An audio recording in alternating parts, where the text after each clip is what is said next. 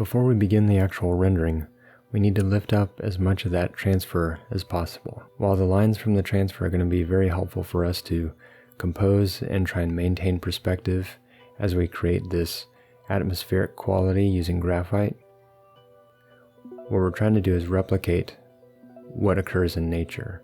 And in nature, there's no such thing as a line. There are only edges. Edges that are softer than some edges, and edges that are sharper than others.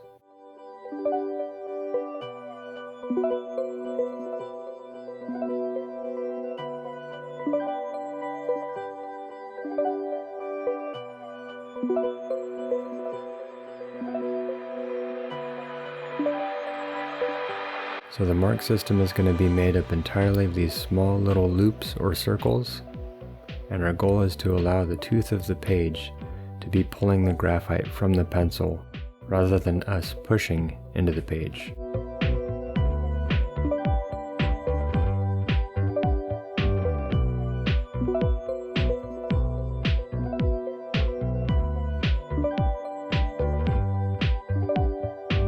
Constantly turning the pencil to make sure that the graphite doesn't get worn down in one area too much. And notice how relaxed my hand is too. I'm not pushing into the illustration board whatsoever. I'm gently holding the pencil and very lightly scrubbing it on the tooth of the page.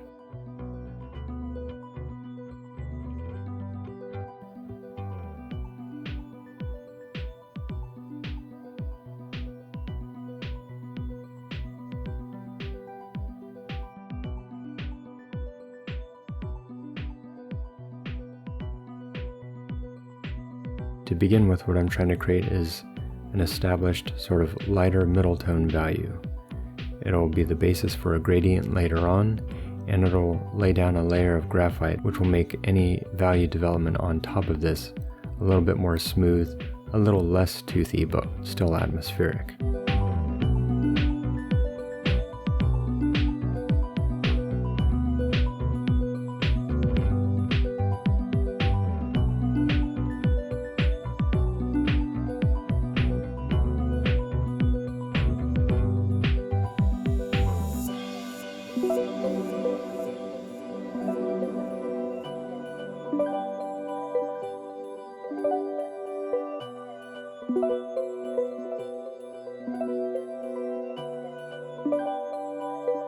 So here's a close-up of the tooth. Make sure you notice how, again, my fingers are relaxed. I'm not trying to push into the illustration board whatsoever. I'm using the side of the graphite rather than the point. And these are little circular or loop hatches. They don't need to be identical. My hand tends to make some irregular ones, some much more circular ones, but the idea is that they link into each other and layer on top of each other. So you'll notice I'm not putting circles or loops next to each other. They sort of interweave and knit together to create this overall sort of toothy atmospheric mist made out of graphite.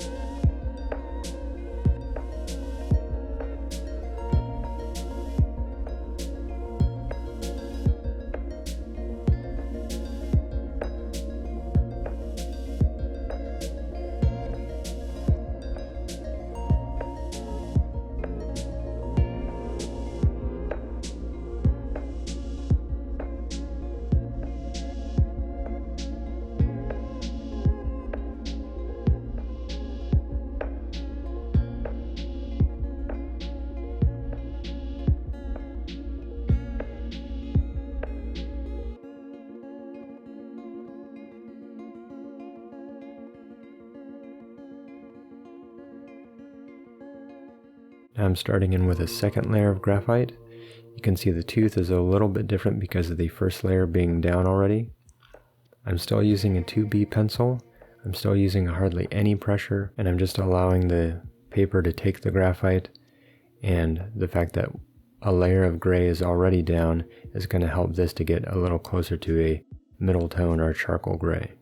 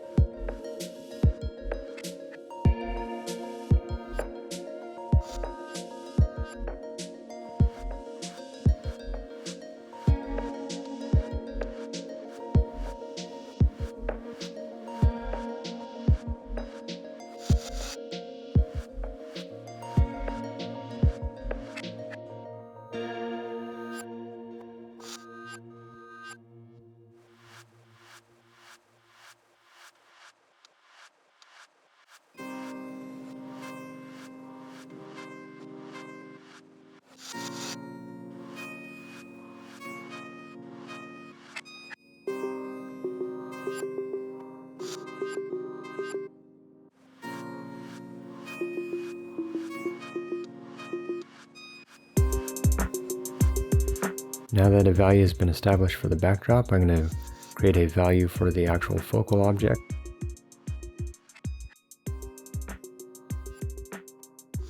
So while in our value plan the shadow edge was defined as a line that divides the light mass from the shadow mass, here we said in nature no lines exist. So we're trying to create an edge. And the edge on the side plane of a cylinder is infinite. It's round, and so the transition from light mass to shadow mass is going to be a bit of a gradient. It'll be a softer edge.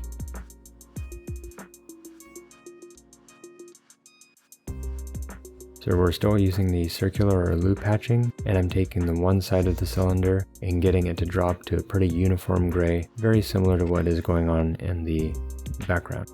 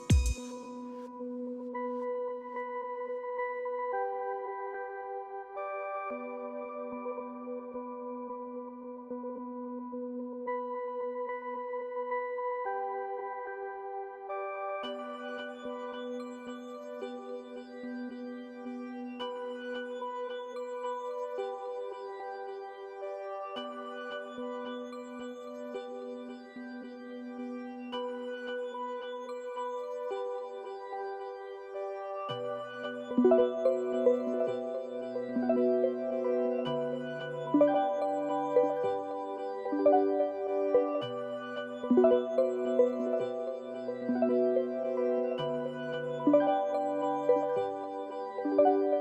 notice once I got that flat gray of the cylinder, it's almost identical to the background gray.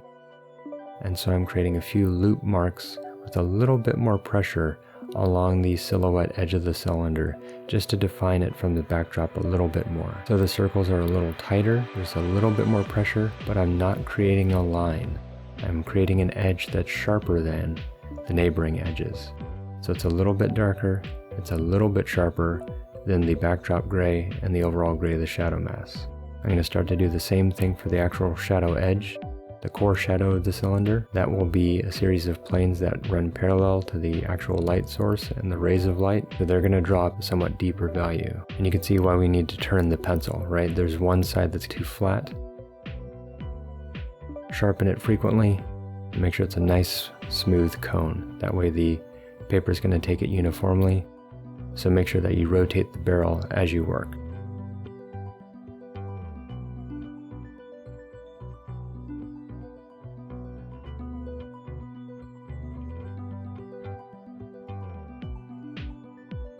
I'm rendering the core shadow for the cylinder, the shadow accent there, in the exact same way that I layered a second gray on the backdrop. It's just maybe a tad more pressure, but it really is just a second layer of the exact same type of mark. And layering these marks will allow the little white pits of the tooth of the page to start to accept a little bit more graphite. So those little white gaps of static will start to disappear a little bit more, the gray will become slightly more uniform.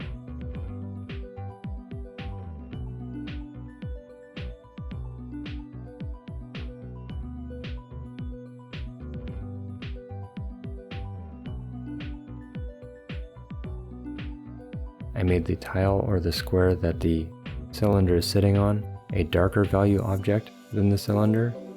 So we can think of the cylinder as a light valued object and the tile as a darker valued object. And I say lighter and darker because we don't want to think of it as light, extremely light. It's a white object, therefore the shadows are incredibly luminous.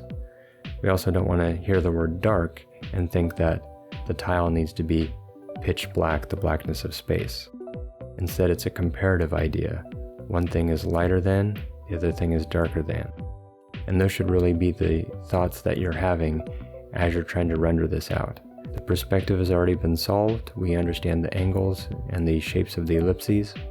Now it's a comparative process of, should this be lighter than or darker than the area right next to it, or lighter than or darker than this area on the other side of the composition.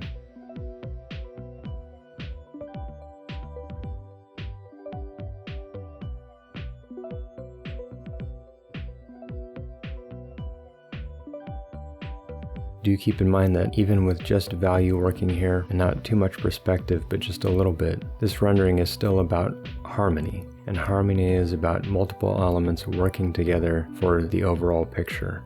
So we want the values, the perspective, the tooth of the page, the contrast, the marks that you're making, all to work well together to create this believable picture illusion. If any of those things decided to speak a lot louder than some of the other elements, the picture might start to fall apart. So if we got a little too heavy-handed with our technique in one area while we remained light-handed, creating loop hatching in other areas, then the picture illusion, the impression of reality, would start to fall apart.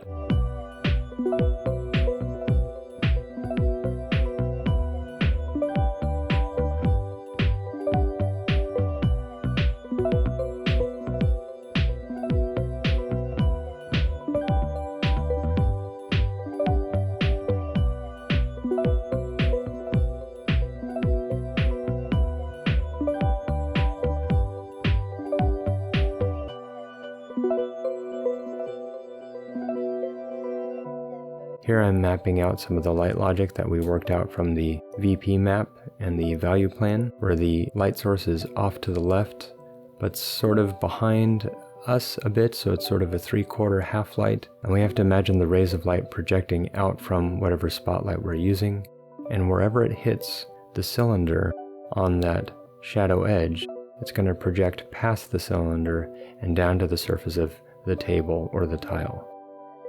And those projections past the different planes of the cylinder are going to create the cast shadow that we're developing now.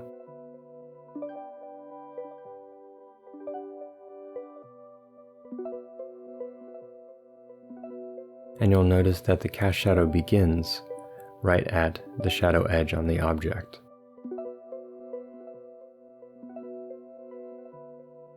And as far as value control goes with the cast shadow that we're developing, is that the shadow mass on a darker valued object, like the tile, is going to be darker than the shadow mass on a lighter value object, like the cylinder or the tabletop. And so that's why the sort of tabletop surface has a lighter value to it in that cast shadow, and the tile has a slightly darker value.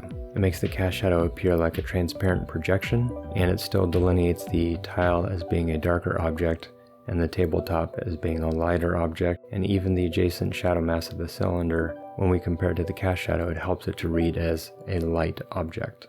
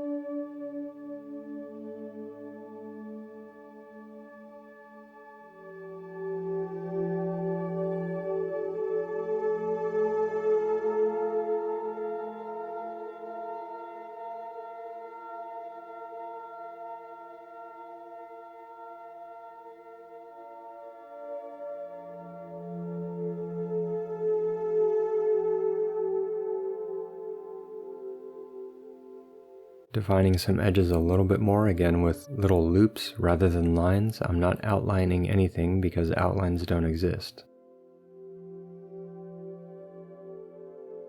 Now that I've developed a little bit of value complexity in the shadow mass of the cylinder and the cast shadow, I'm going to develop a little bit of complexity in the light masses for different areas. So on the right side of the frame, that portion of the tabletop is going to be further from the light source than the left side of our frame on the actual implied flat surface. So that's why I'm applying a little bit of graphite here, because of its distance from the light source, it's going to be slightly darker than the areas that are closer to the light source.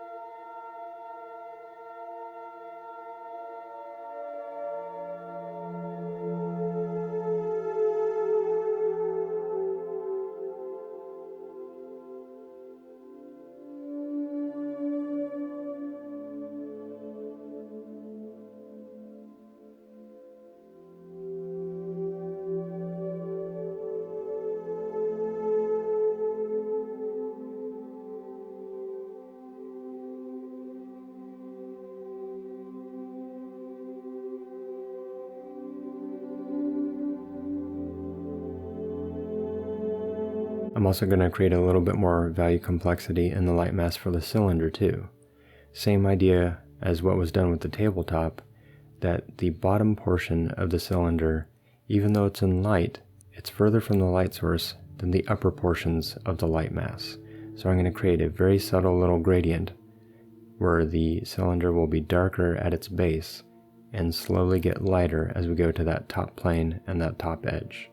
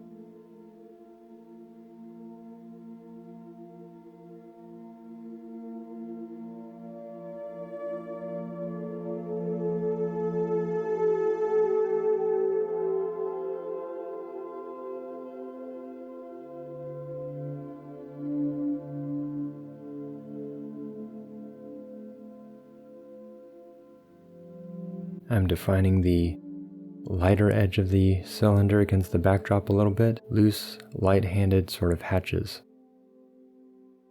I'm trying to make sure that the entire drawing seems as if it's made out of the atmosphere. And if I interrupt that with a really harsh mark, it's going to break that pictorial harmony. That's not to say that every surface should remain the same. For this particular project, that's what we're trying to do. Everything is smooth and made out of paper. But once we get to working with textures and surface qualities, the same applies. We don't want to change the technique too dramatically, just subtly enough to describe a different texture.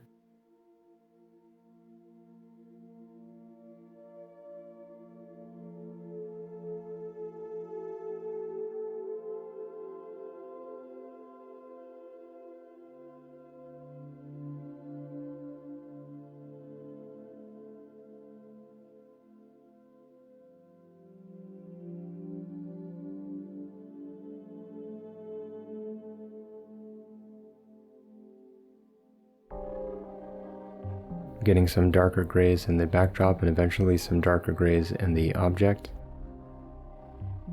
Still using the little circular loop hatches and allowing the paper to take the graphite from the pencil and letting the layering process drop the value for us very, very slowly.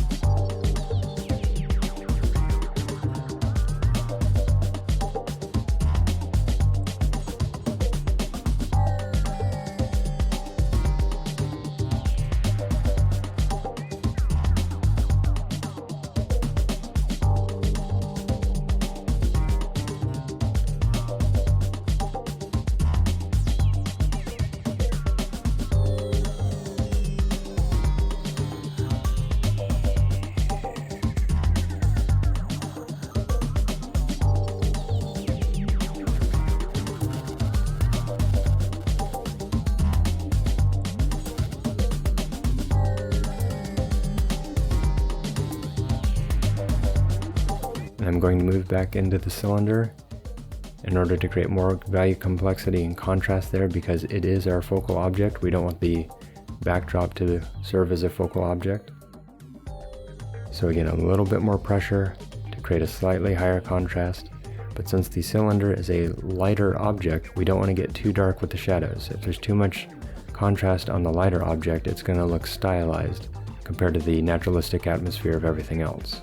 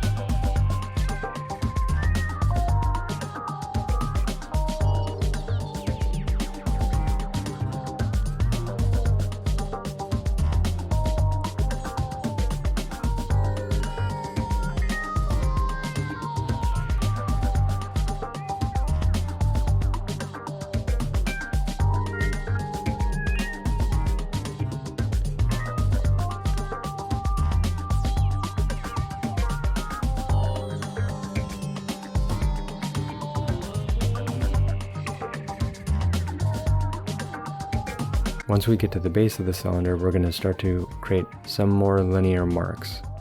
So these linear marks are going to be the very tight, thin shadow in between two objects when they meet each other. A lot of people call that the shadow of occlusion. I just call it the contact shadow, because it's the shadow that shows up when one object meets another. The term shadow of occlusion basically means that no amount of light can enter in there. There's no direct light from the main light source, and there's no ambient light from color reflecting off of adjacent surfaces or anything like that. The contact shadows are tight, broken little dark lines, and that'll help ground your object. If we were to leave it just as a middle value gray, it'll look slightly unfinished, or it'll look like the object might be even floating a little bit.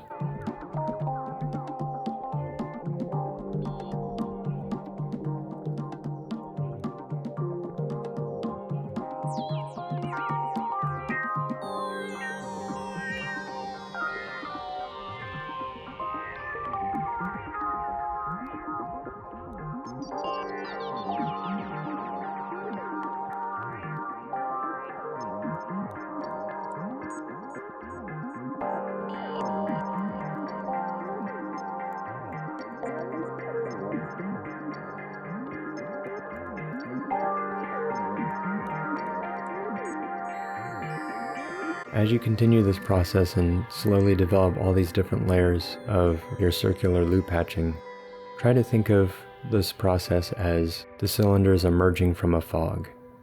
It starts off very low contrast and soft edged, and as we get closer to the object, things become a little bit more distinct, higher contrast and clear. We can see some more defined edges. We can see more values occurring in each shadow mass and light mass. Some edges start to get sharp right at the end. So we're trying to simulate that sort of narrative of, here's our subject across the length of a grassy field, and we're slowly moving towards it. And as we move through the fog, our subject becomes a little bit more clear, a little bit more defined, and less of a soft-edged ghost that it began as.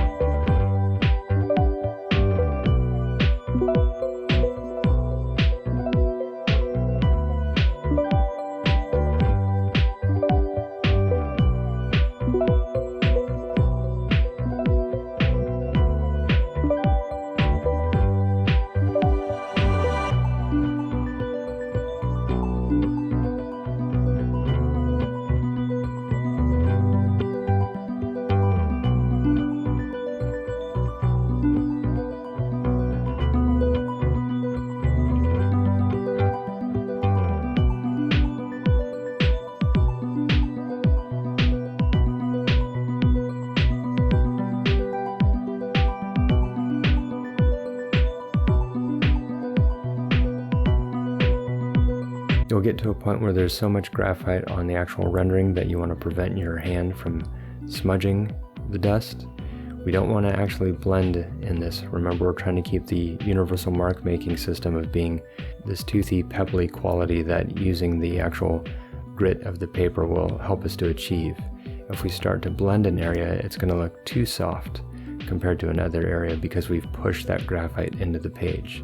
And that's why we want to put paper underneath our hands, because the oils on our hands could start to smudge and blend the graphite unintentionally, and we don't want any areas to look smudged or blended for this.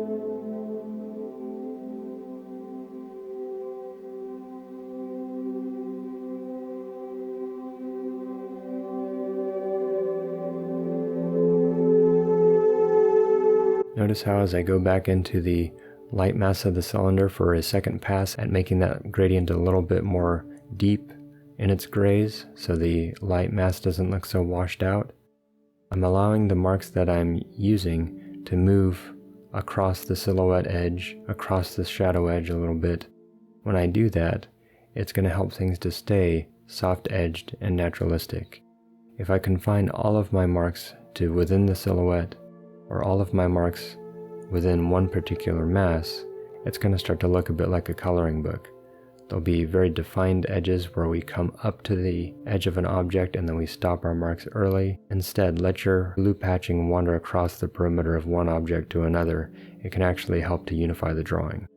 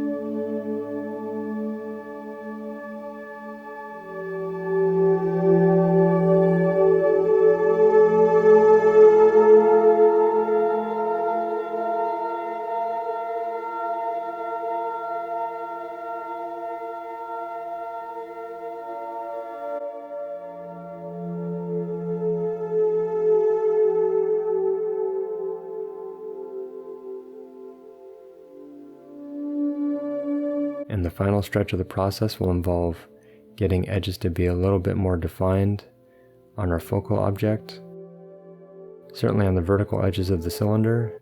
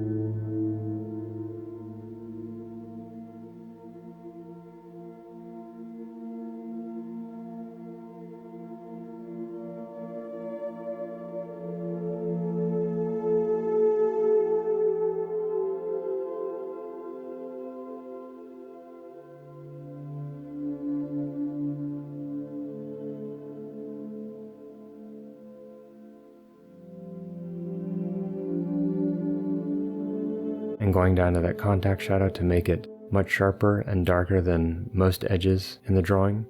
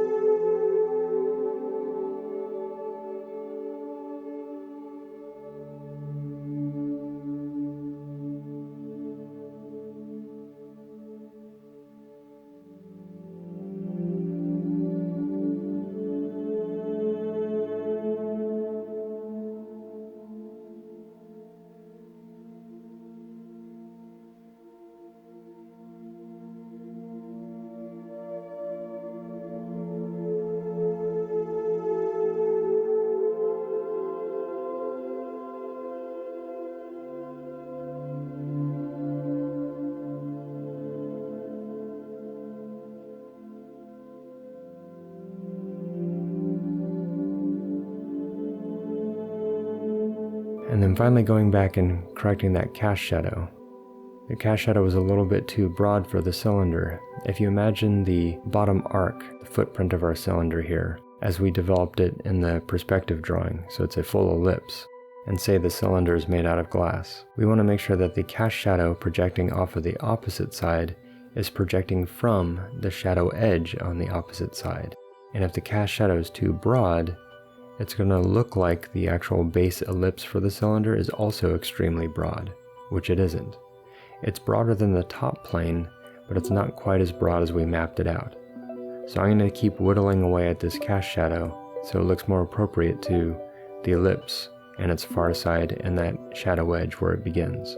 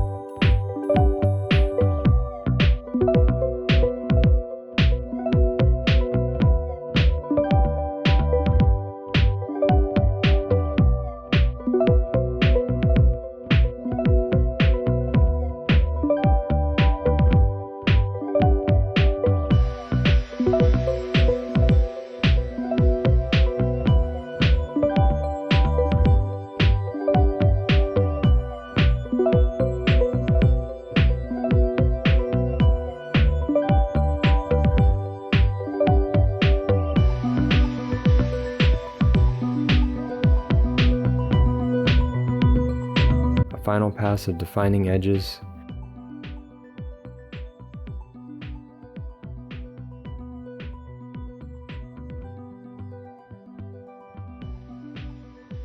Contact shadows between the tile and the tabletop. Make sure you're getting back from your work and you're seeing how it looks from a few feet away, because the overall picture illusion should hold up from 10 feet, 5 feet, 3 feet away, not just the 6 inches that you've been working at huddled over your desk.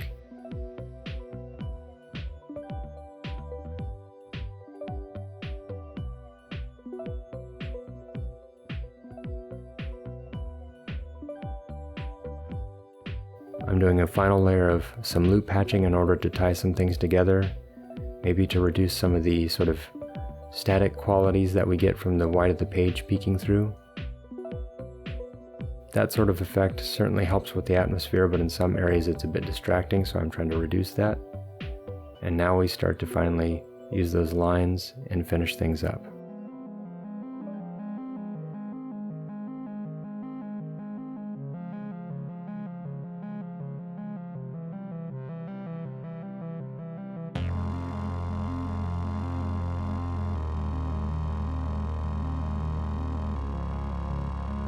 Some final defining marks where we sharpen some areas, soften some other areas, because we're trying to create a balance between the two so that it looks as if we're focusing our camera on our object, but everything else is harmonizing with it.